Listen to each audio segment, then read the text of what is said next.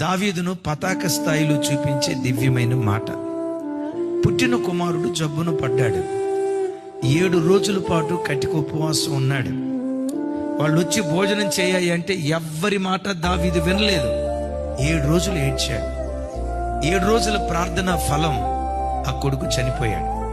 రాయబడిన మాట, అప్పుడు దావీదు లేచి స్నానము చేసి వేరు వస్త్రములు ధరించి తైలము రాసుకొని యెహోవా మందిరానికి వెళ్ళి దేవుని సన్నిధిలో మొక్కుతూ ఉన్నాడు.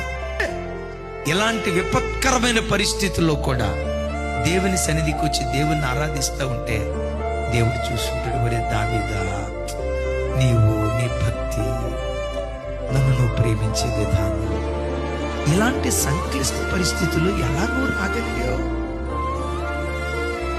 నా సన్నిధికి వచ్చి ఎలా నువ్వు స్తుతించగలుగుతున్నావు? ఎలా నా సన్నిధిలో బలిపీఠం కట్టగలుగుతున్నావు? ఎలా నా సన్నిధిలో నన్ను ఆరాధించగలుగుతున్నావు?